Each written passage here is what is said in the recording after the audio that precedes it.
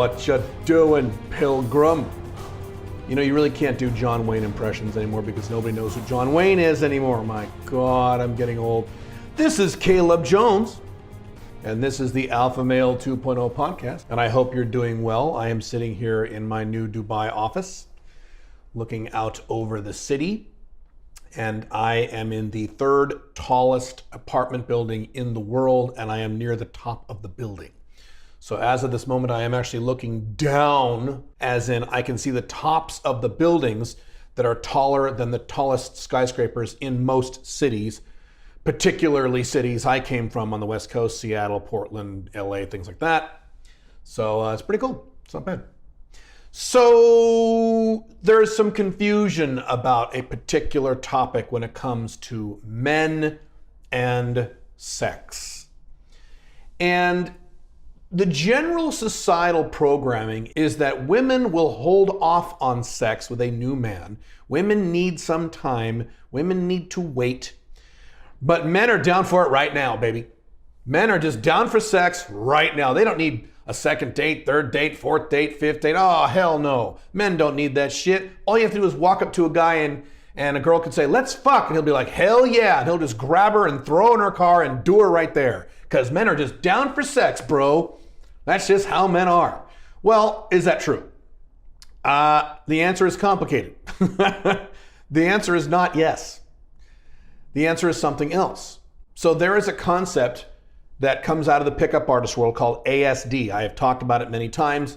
It stands for Anti-Slut Defense. It is not my term, but it is the term that describes that thing that women have, particularly on a first date or a second date, where they want to have sex with you, but they quote unquote can't, because then I would be a slut and he might think I'm a slut and people might find out I fucked this guy in the second date and I'm a lady and I don't do that and I don't want people to think I'm a slut. So even though I want to have sex with this guy right now, I can't.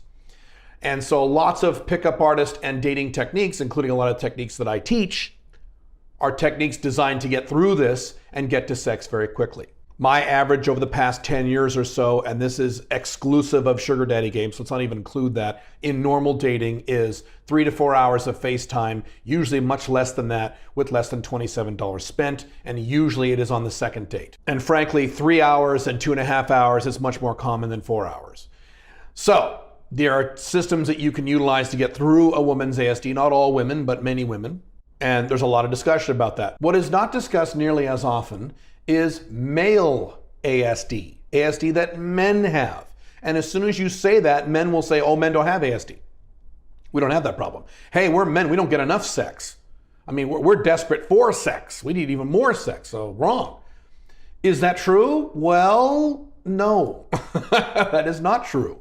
There are lots of men who have male ASD, lots and lots and lots. Do all men have this problem? No, they don't. So I'm gonna give you a few examples. First example is, I have an old friend, someone I've known for about 30 years. I went to high school with her. She was one of the prettiest girls, hottest girls, sexiest girls in the entire high school. And I went to a big high school. And even to this day, she is a dance instructor. So she is very physically fit. She is very attractive. Now today she's 50, so she's starting to show her age now.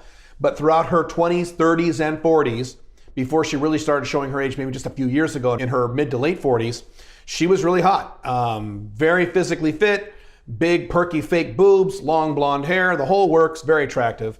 And she was a cougar. And she doesn't do this anymore, but for many years, in her 30s and 40s, she was a cougar. She liked younger dudes, and she would go to clubs and bars and things like that. And she would, and now before I describe this, I'm exaggerating what I'm about to say a little tiny bit just for summarization purposes, but this is essentially what she did. She did it many times. She would walk up to some, good-looking young guy who's like 23 years old at the club or the bar and just kind of look him up and down and talk to him for a minute. She'd say, all right, you'll do, let's go. And he'd be like, what? And she'd be like, oh, let's go. Let's go have sex. Your place, my place, whatever. I'm cool. I'm down for whatever. Let's go.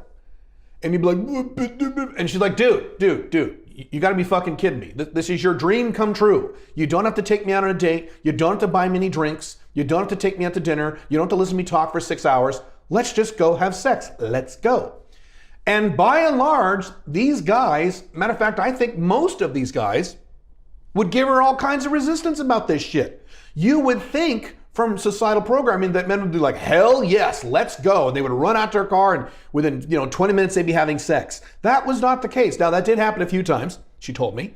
But the majority of the time, I believe she said it was the majority of the time last time I talked to her about this, guys would get all tongue-tied and nervous, but what about, but don't you want to talk? And you just want to go right now?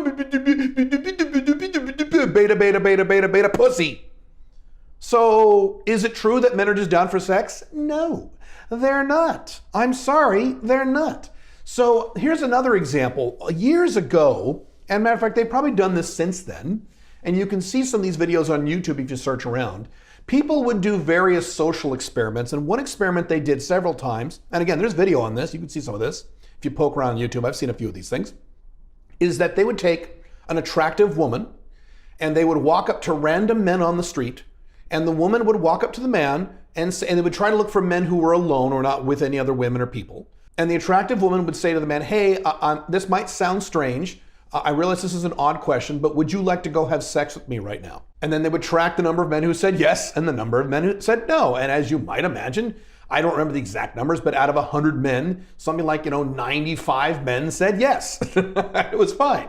Then they did the reverse. They took a really good looking guy and he would approach women on the street who were walking alone, and he would very calmly and gently, without being threatening, say, hey, I realize this is a strange question. Would you like to go have sex with me right now? And as you might imagine, the results were literally inverted. It was something like, I think 2 women out of 100 said yes, and the other 98 said no, or some variation of no. Now, when I say that, you're probably saying, well, yeah, duh, of course. I mean, that's exactly how it works, of course. I mean, if I was walking on the street and I was walking alone and some hot chick went up to me and said, do you want to fuck right now? Of course I'd say yes. I mean, of course.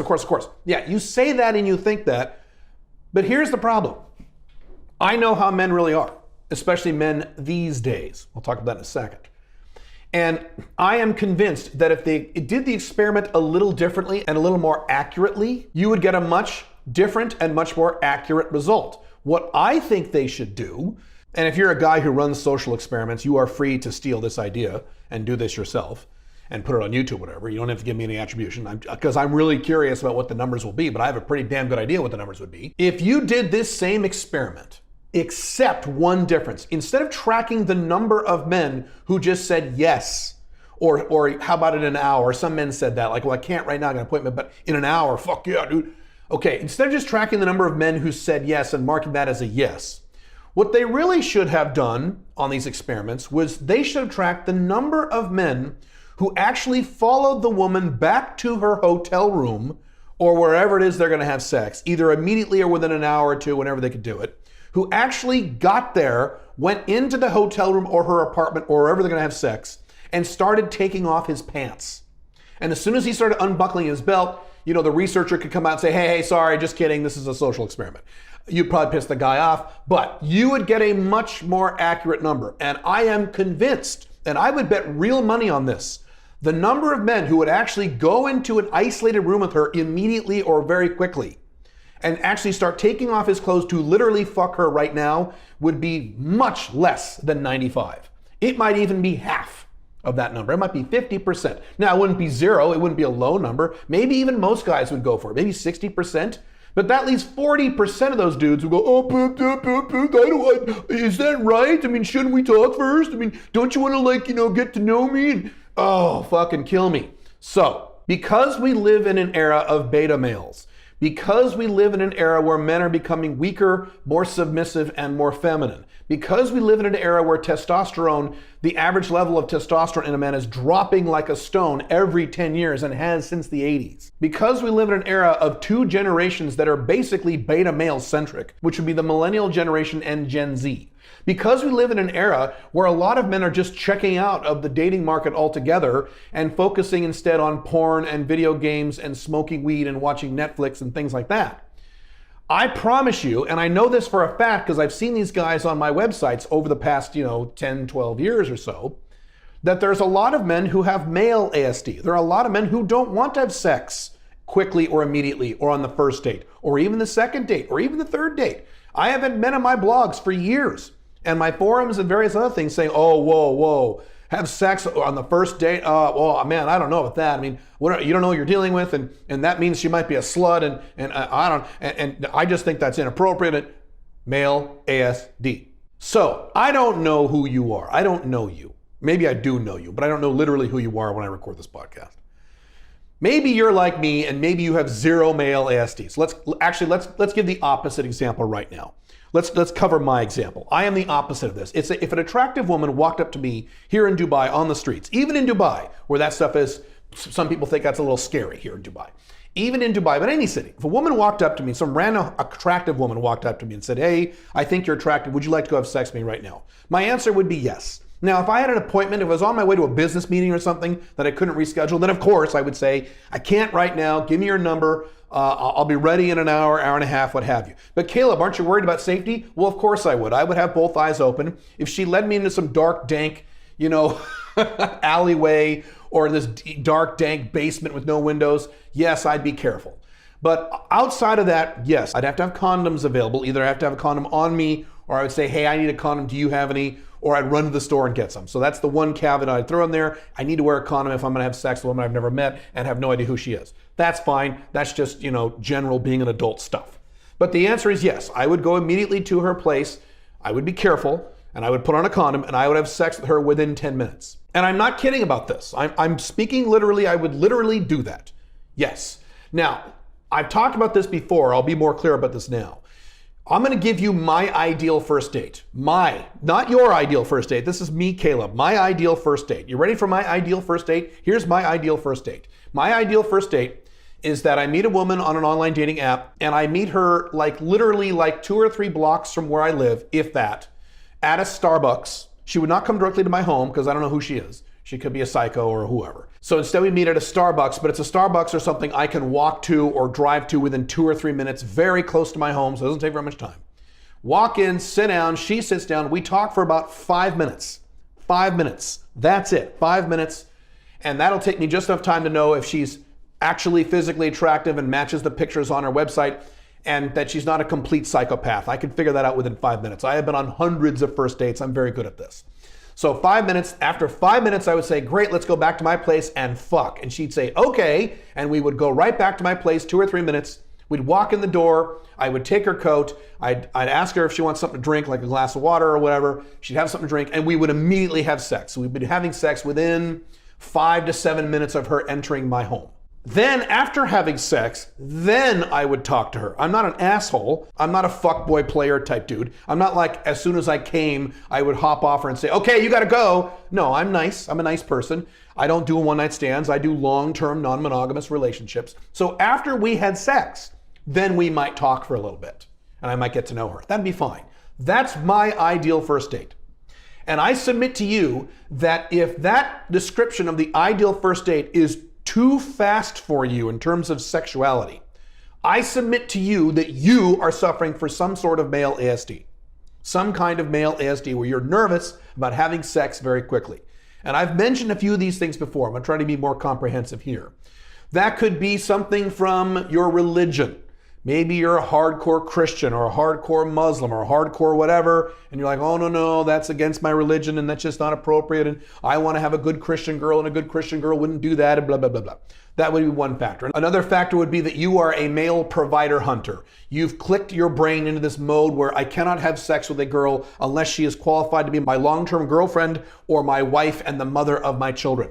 Other than that, I cannot have sex with anybody. I can only have sex if it actually means something. In other words, you're a woman over the age of 33. That's what you've become. You're the male version of that. There are lots of guys like this. Unfortunately, they tend to be over age 35.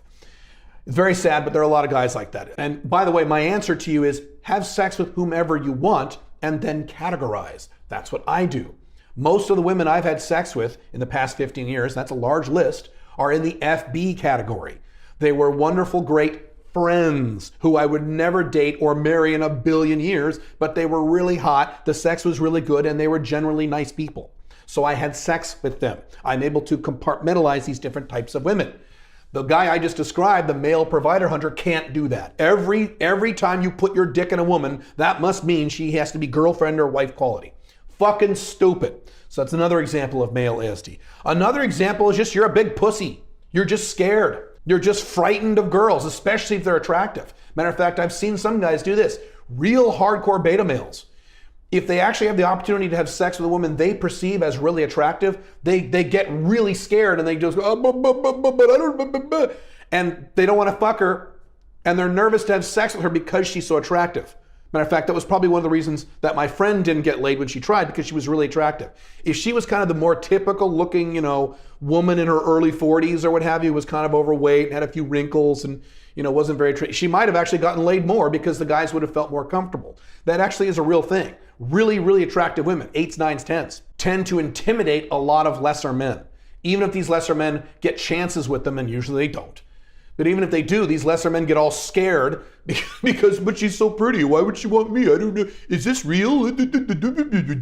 More of that beta male bullshit. So that's another example of male ASD. Another example of male ASD that I've seen are guys who are anti-2% rule guys.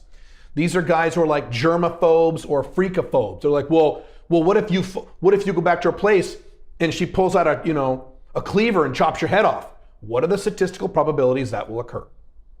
Okay. Well, what if you have sex with her and you get AIDS?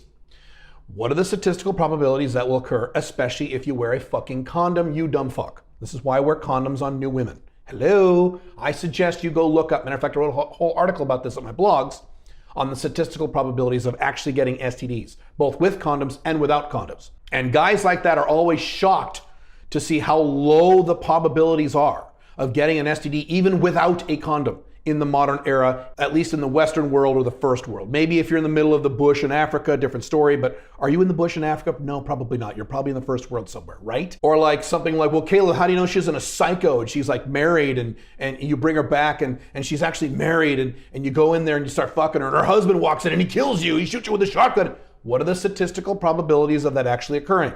The 2% rule that I've talked about ad nauseum states that if something has a less than 2% chance of occurring, you don't worry about it and you proceed. And everything I just listed has a less than 1% chance of happening, not even 2%. So you have those guys, these weirdo guys who just walk through life terrified at these fraction of 1% possibilities that will never happen to them. Another example of male ASD, this is much less common, but it's certainly out there, are guys who are virgins. Guys who remain virgins for a long, long, long time, well past age 20, well past age 25. A lot of those guys have all kinds of ASD because talk about being scared of sex, that's those dudes. That's why they're still virgins. And I say that as a man who lost his virginity late in life. I was about 22 or 23 years old, I don't remember which one, when I lost my virginity, so I can relate to those fears. But eventually I got over it. I got so horny, I'm like, I don't care how scared I am, I need to get laid. I need to get some pussy. My dick's gonna explode, my head's gonna explode, I gotta do this. And boy, did I feel better when I finally had sex, my goodness. But there is an entire subpopulation, I've talked to a lot of these guys, who are over the age of 25, over the age of 30, never had sex with a woman.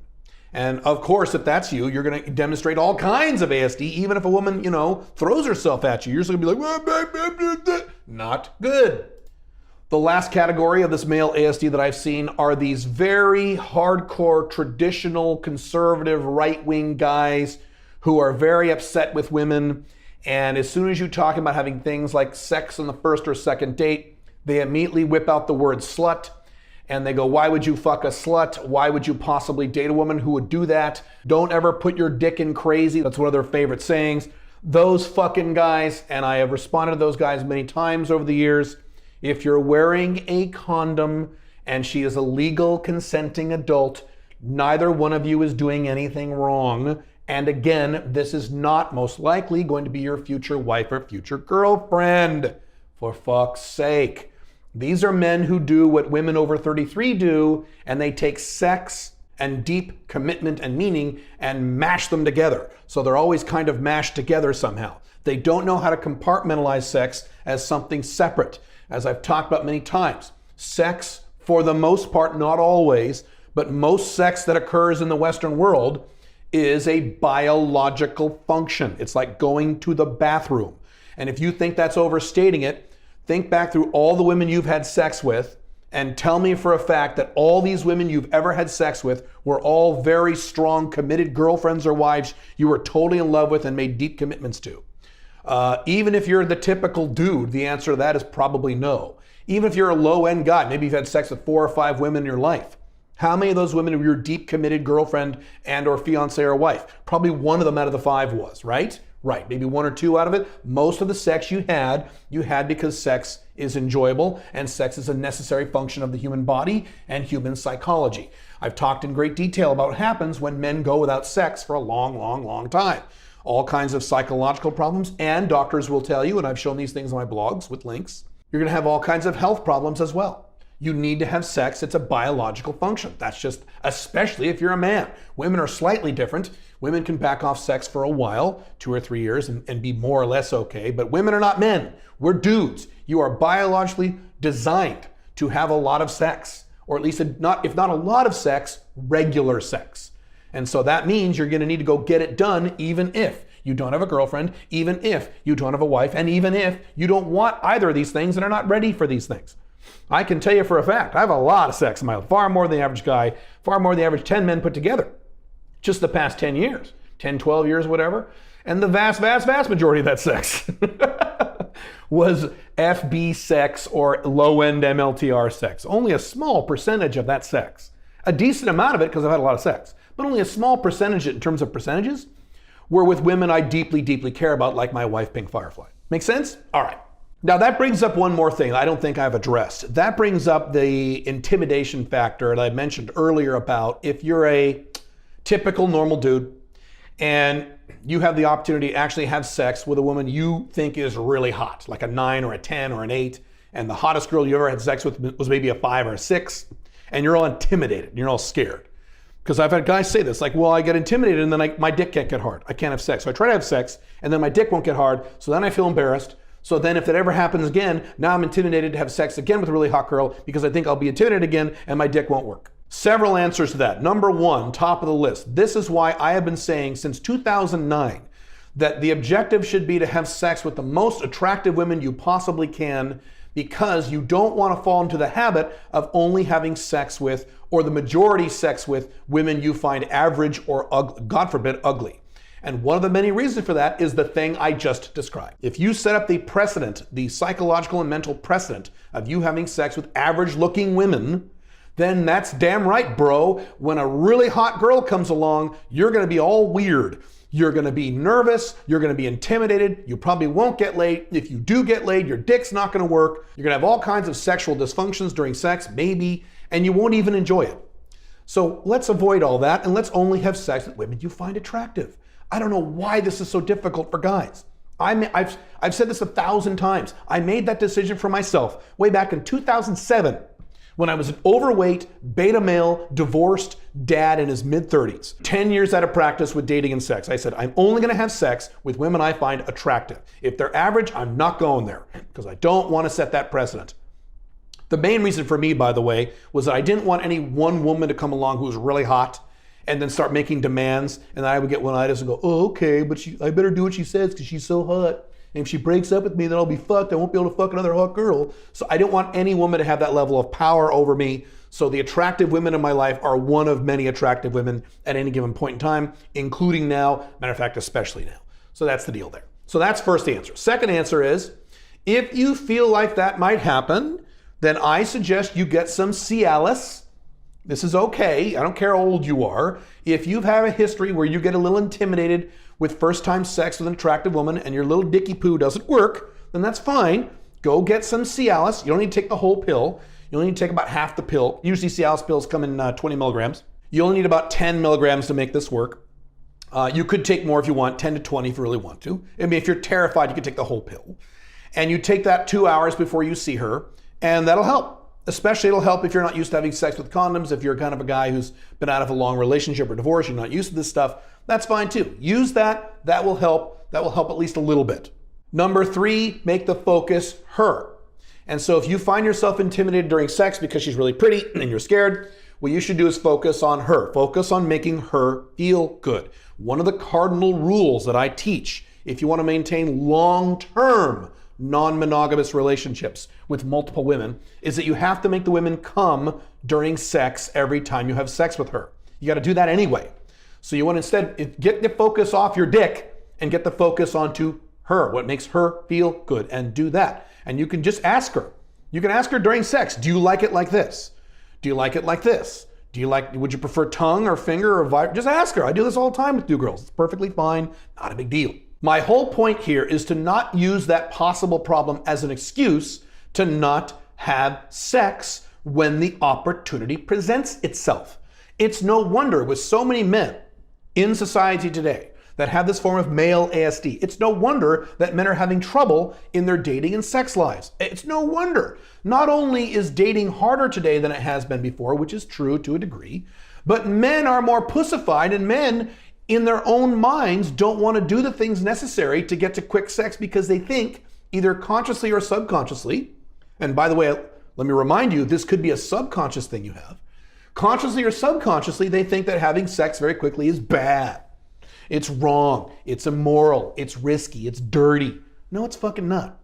You put a fucking condom on and you enjoy her.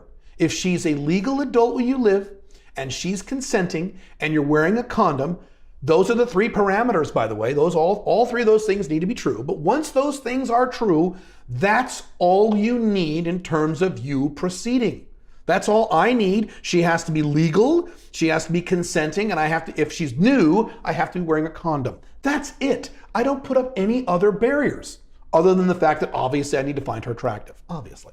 Well, Caleb, what if she's your brother's wife? Okay, these again, if those are your thoughts, then you're living in the 2% world again. How often does that actually occur in real life? Of course, you don't want to fuck your brother's wife, but how often does that scenario actually occur in your life? Less than 1%, I'm sure. Stop making fucking excuses. So if anything I've just talked about describes you in any way, you need to look yourself in the mirror and ask yourself what kind of man you are. Why are you here? What are your objectives? And why do you think the way you do? And do you think the way you do because of bullshit, false societal programming or obsolete biological wiring, both of which I cover in my primary book, The Unchained Man, at alphamalebook.com. Strongly recommend it. Only $7, over 400 pages. Best book I've ever written. Is that why you believe what you believe? Or do you believe what you would believe based on logic and facts and rationality?